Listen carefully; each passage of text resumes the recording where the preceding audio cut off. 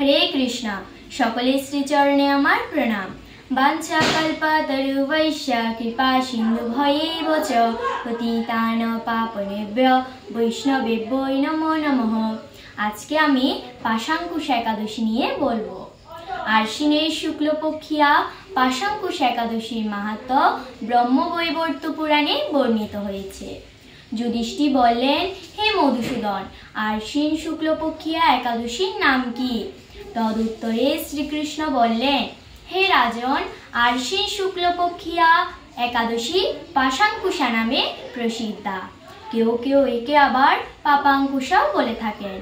এই একাদশী তিথিতে অভিষ্ট ফল লাভের জন্য মুক্তিদাতা পদ্মনাভের পূজা করবে।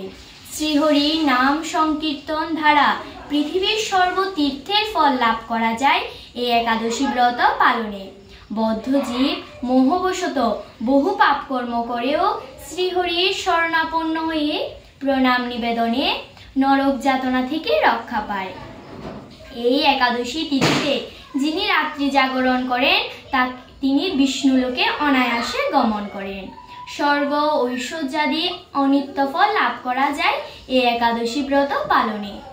পাশাঙ্কুশা একাদশী ব্রতের মহিমা শ্রবণের ফলে নিদারুণ যমদণ্ড থেকে মুক্তি লাভ করা যায়। এই একাদশী তিথিতে যিনি স্বর্ণ বস্ত্র জল ছাত্র পাদুকা তিল ইত্যাদি দান করেন তাকে আর জমালয়ে যেতে হয় না। মুক্তি আরোগ্য সুপত্নী বন্ধু ইত্যাদি অনায়াসে লাভ করা যায় এই পাশাঙ্কুশা একাদশী ব্রত পালনে। তাই ভক্তি সহকারে এই একাদশী পালন করা উচিত।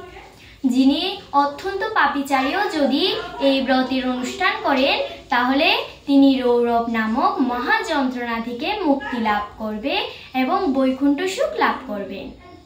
এই একাদশী তিথিতে কৃষ্ণ ভক্তি লাভই হলো মুখ্য ফল। তাই নিষ্ঠা সহকারে এই ব্রত পালনে উচ্চকুলে নিরোগ ও দীর্ঘায়ু শরীর লাভ করা যায়। তবে আনুষঙ্গিক রূপে স্বর্ণ ঐশ্বর্যাদি অনিত্য ফল লাভ করা যায় এই পাশাঙ্কুশা একাদশী ব্রত পালনে। হরে কৃষ্ণ।